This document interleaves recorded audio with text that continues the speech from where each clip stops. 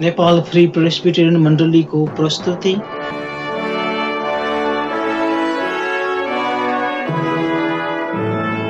कार्यक्रम बाइबललाई बोल्न दिउमा तपाईँ सम्पूर्ण श्रोता मित्रहरूलाई हार्दिक स्वागत छ। म तपाईँको आफ्नै चिरपरिचित मित्र पौल थापा। यस कार्यक्रममा हामीले प्रभु येशू ख्रीष्ट र उहाँले मानिस जातिको निम्ति गर्नुभएको महान कार्यलाई प्रचार गर्दछ। सँग केही जिज्ञासाहरू भएमा हामीलाई तपाईँको पत्रको प्रतीक्षा रहनेछ। कृपया पत्र लेख्नु। पत्र पठाउनको लागि हाम्रो ठेगाना कार्यक्रमको अन्त्यमा प्रसारण गर्नेछौँ। र अहिलेलाई भने मिठो भजन तपाईँको लागि छोड्दै कार्यक्रम अगाडि बढाउन चाहन्छु। बन्धनबाट छुटकारा पाएर यीशुको प्रशंसा गाएर बन्धनबाट छुटकारा पाएर हृदय जोडेर यीशुको अघि नाचौँ न दिललाई खोलेर यीशुको अघि नाचौँ न दिललाई खोलेर।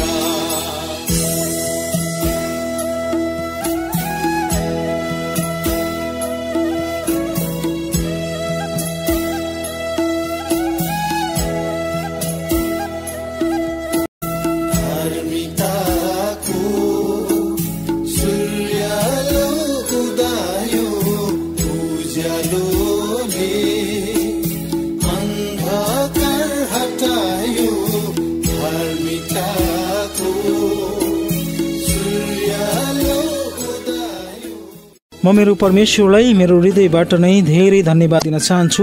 आज पनि म फेरि उहाँको वचन तपाईँहरूको माझमा लिएर आउन पाएकोमा मलाई अति नै खुसी लागेको छ। म परमेश्वरसँग विश्वास गर्दछु कि परमेश्वरले उहाँको वचनद्वारा तपाईँलाई तपाईँको हृदयमा आशिष दिनुहुनेछ। जसै तपाईँहरूले परमेश्वरको वचन सुन्नुहुनेछ, आज हामी सुसमाचारको पुस्तक लुकाबाट हेर्नेछौँ। लुकाको पुस्तक जो चाहिँ नयाँ करारमा तपाईँले पढ्न पाउन सक्नुहुन्छ। सुसमाचारमा पुस्तक पर्दछ। 19 अध्यायको 10 पदले भन्दछ, किनभने मानिसको पुत्र हराएकालाई खोज्न र बचाउन आएको हो। हामी यस 10 पदमा प्रभु येशू संसारमा आउनुको विशेष कारणलाई हेर्नेछौँ। उहाँ हराएकालाई खोज्न र बचाउन भनिनुभयो। उहाँ यस संसारमा मानिसको रूपमा आउनु भएको मुख्य कारण नै पापीहरूलाई बचाउन तथा उद्धार गर्नको लागि। मानिसहरू पापमय अवस्थामा थिए, तिनी बचाउनु नै उहाँको मुख्य उद्देश्य थियो। जो हराएका थिए उनीहरूलाई खोजेर बचाउनु उहाँको उद्देश्य थियो। हामी यस संसारका मानिसहरूको अवस्थालाई थाहा गर्न सक्छौँ। तिनीहरूको आत्मिकी अवस्था कमजोर र नाजुक बनेको छ। यो कुरा हामीलाई भन्दा धेरै प्रभु येशूलाई थाहा छ। प्रभु येशूले मानिसको आत्मिक अवस्थाको सन्दर्भमा उल्लेख गर्नुभएको छ। नयाँ करारले बताउँदछ कि तिनीहरू भ्रष्ट भएका छन्, तिनीहरू नष्ट हुनेछन्। यदि येशूमा तिनीहरूले विश्वास गरे भने तिनीहरूका सबै पाप क्षमा हुनेछन् र अनन्त जीवन पाउनेछन्। हामीले यो कुरा यूहन्ना 3 अध्यायको 16 पदमा पढ्न सक्छौँ। उनीहरू नाश हुने छैनन् तर अनन्त जीवन प्राप्त गर्नेछन्। यसकारण हराउनु भनेको चाहिँ अस्तित्वमा नै नहुनु भनेको होइन, बरु यसले आत्मिक अवस्था गुमाउनु अर्थात् हराउनु भनेर बताउँदछ। यसले पापको प्रभाव वा परिणामको बारेमा बताउँछ। यसकारण हराउनु भनेको परमेश्वरबाट टाढा हुनु भनेको हो। आफ्नै शारीरिक इच्छा अनुसार जिउनु हो। परमेश्वरको इच्छा विपरीत हिँड्नु पनि हराउनु जस्तै हो। तसर्थ नयाँ करारमा हराउनु भन्नुको अर्थ राम्रोसँग पुष्ट गरिएको छ। यदि हामीले येशूमा विश्वास गर्दैनौँ भने हामी आत्मिक रूपले हराइरहेका हुन्छौँ। हामीले परमेश्वरको आशिष पाउन सक्दैनौँ। यदि हामी पापमा नै जिउँछौँ भने हामी परमेश्वर भन्दा बाहिर जिरहेका हुन्छौँ। सुसमाचार लुकाको पुस्तक 5 अध्यायको 37 पदमा येशूले बताउनु भएको दृष्टान्त हामीलाई भनिएको छ। कुनै मानिस नाकमध्य पुरानो छालाको मसाकमा हाल्दैन, नत्र त नयाँ मध्यले छाला फाट्छ र दाग मध्य पोखिहाल्छ र मसक पनि नष्ट हुन्छ। यसको विचार के हो भने नष्ट हुनु हो, तर अस्तित्वमा नै नहुनु होइन।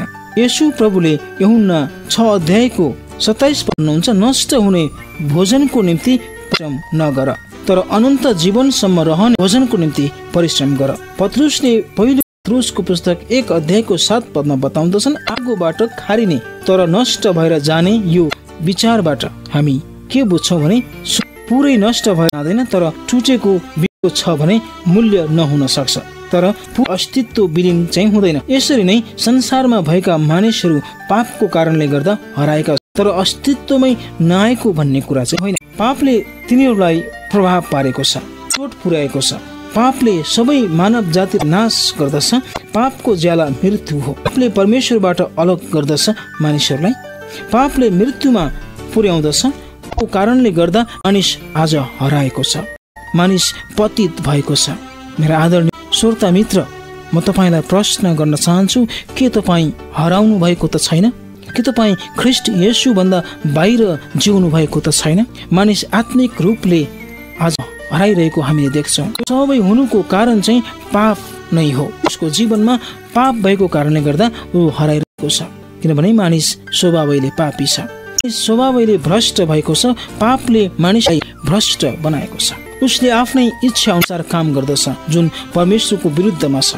उसले परमेश्वरको आज्ञालाई उल्लङ्घन गर्छ र हरेक प्रकारका आफ्ना कार्यहरू गर्दछ, किनभने भ्रष्ट भएको छ। ऊ स्वभावैले हराएको छ, पतित भएको छ। ऊ आत्मिक रूपले हराएको छ।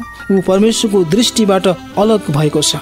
ऊ परमेश्वरको उपस्थितिबाट अलग गरिएको छ।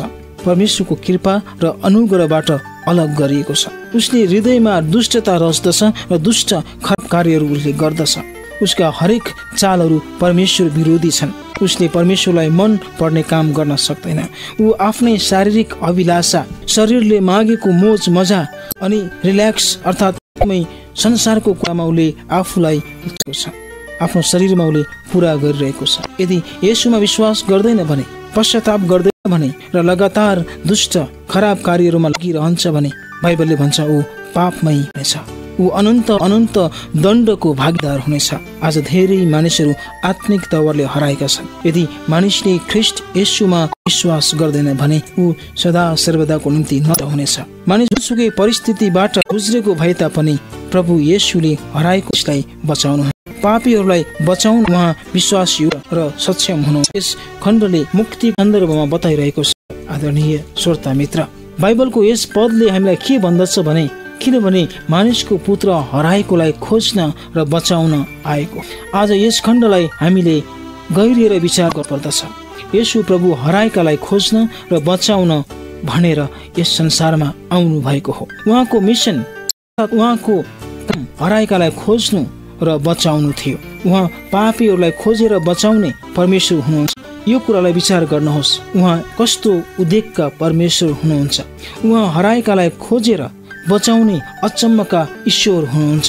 यसले सबै मानिसलाई उत्साह प्रदान गर्दछ, किनभने हामीले सबै पापीहरूलाई खोजेर बचाउन सक्दैनौँ। मानिसले त्यो काम गर्न सक्दैन, तर उहाँले पापीहरूलाई खोज्नुहुन्छ र बचाउनुहुन्छ। उहाँ बचाउने परमेश्वर हुनुहुन्छ। उहाँ जीवन दिने परमेश्वर हुनुहुन्छ। उहाँले चाहनुहुन्छ कि सबै मानिसले उद्धार पाउन सकुन्, कोही पनि नाश नहुन्। बाँच्नका लागि केही कदमहरू चाल्नु पर्दछ।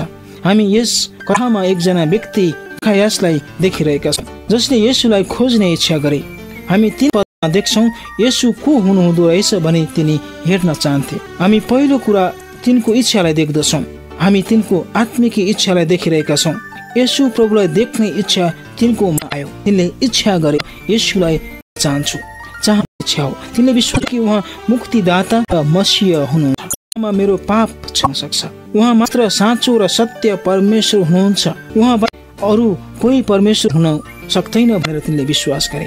तिनको आत्मिक तृष्णालाई हामीले देखिरहेका छौँ। एक पापीले उद्धार पाउन येशूमा विश्वास गर्नु पर्दछ। हामी 2 पदमा देख्छौँ तिनी कर उठाउनेहरूमा प्रमुख मानिस थिए अनि तिनी धनी थिए। यो मानिस कर उठाउने थियो। तिनीसँग प्रशस्त रुपैयाँ पैसा थियो। उनी एक धनाढ्य एकदमै धनी मानिस थिए।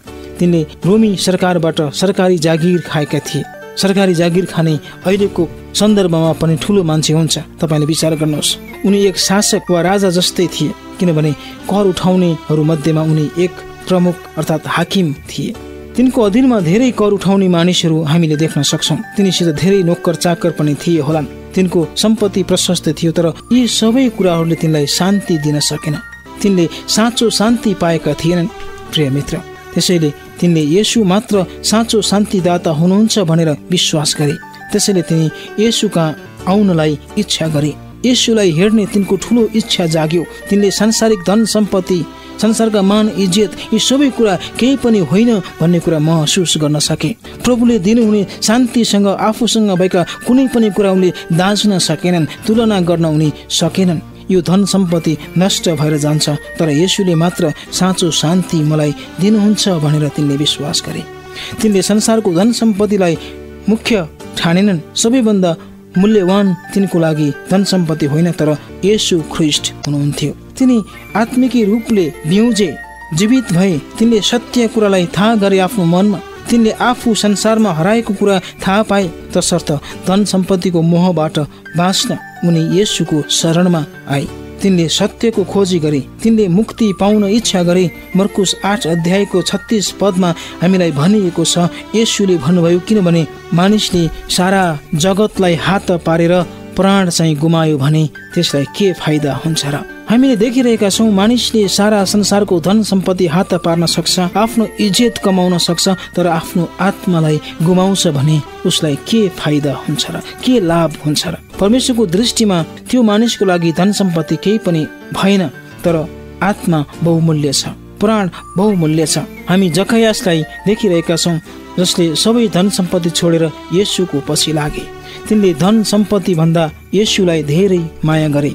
येशूले गर्नु भएको काम अतुलनीय छ, अर्थात् कुनै पनि कुरा येशूले गर्नुभएको कामसँग दाँच्न सकिन्न। अनि यो काम गर्ने उहाँ मात्र सक्षम हुनुहुन्छ। उहाँले मात्र पापीलाई बचाउन सक्नुहुन्छ। उहाँले मानिसहरूका पापबाट उनीहरूलाई छुटकारा गराउन सक्नुहुन्छ। उहाँले पापको बन्धनबाट स्वतन्त्र गराउन सक्नुहुन्छ। तसर्थ तिनले ख्रीष्ट येशूको मूल्यलाई देख्न सके। के आज तपाईँले प्रश्न गरिरहनु भएको छ, कसले मलाई पापबाट छुटकारा दिन्छ होला भनेर? येशू एकमात्र मुक्तिदाता हुनुहुन्छ। उहाँमा मात्र तपाईँको आशा हुन सक्छ। उहाँले मात्र तपाईँलाई तपाईँको पापबाट छुटकारा गर्न सक्नुहुन्छ। उहाँ बाहेक अरू कुनै पनि उद्धारकर्ता छैन। आदरणीय श्रोता मित्र, एकचोटि आफूलाई प्रश्न गर्नुहोस्, के तपाईँले ख्रीष्ट येशूलाई माया गर्नुभएको छ? तपाईँको आत्माको निम्ति, तपाईँको उद्धारको निम्ति उहाँमा आशा छ। मैले तपाईँलाई भने, ख्रीष्ट येशूमा मात्र तपाईँको आशा हुन सक्छ। येशूमा मात्र हाम्रो पापको क्षमा छ। उहाँले मात्र हामीलाई जीवन दिन सक्नुहुन्छ। उहाँ जीवनको कर्ता हुनुहुन्छ, जीवनको मालिक हुनुहुन्छ। उहाँ परमेश्वर भएर पनि उहाँले मानव चोला धारण गरेर संसारमा आउनुभयो। पवित्र कन्याबाट जन्म लिनुभयो। पापरहित जीवनमा उहाँ जिउनुभयो। उहाँ धर्मी भएर अधर्मीका निम्ति मर्नुभयो। उहाँ गाडिनुभयो र 3 दिनपछि मृत्युबाट बौरी उठ्नुभयो, जीवित हुनुभयो तपाईँलाई जीवन दिनको लागि। उहाँ जस्तो जीवित परमेश्वर अरू कोही पनि छैन। त्यसकारण प्रिय मित्र, आज नै जीवित ख्रीष्ट येशूलाई विश्वास गर्नुहोस् र आफ्नो आत्मामा उद्धार पाउनुहोस्। हामी कार्यक्रमको अन्त्यतिर छौँ। आजको सन्देशद्वारा तपाईँले कुनै आशिष पाउनु भएको छ भने, जीवनको निम्ति चुनौती पाउनु भएको छ भने, वा अन्य कुनै जिज्ञासाहरू छन् भने, अथवा प्रभु येशू ख्रीष्टको बारेमा अझ बढी जान्न इच्छुक हुनुहुन्छ भने हामीलाई पत्र लेख्नुहोस् र हामी तपाईँलाई एउटा नयाँ प्रारम्भ नामको सानो पुस्तिका उपहार स्वरूप तपाईँको निम्ति पठाइदिनेछौँ। पत्र पठाउने हाम्रो ठेगाना यस प्रकार छ। कार्यक्रम बाइबललाई बोल्न देऊ, post box number 19572 Kathmandu. Email मार्फत पनि हामीलाई सम्पर्क गर्न सक्नुहुनेछ। हाम्रो इमेल ठेगाना हो paulgko@gmail.com, paulgko@gmail.com। हवस् त, भोलि यही समयमा अर्को नयाँ सन्देशको साथमा भेट्ने बाचा गर्दै बिदा हुन चाहन्छौँ। परमेश्वरले तपाईँ र तपाईँको परिवारलाई आशिष दिउन्।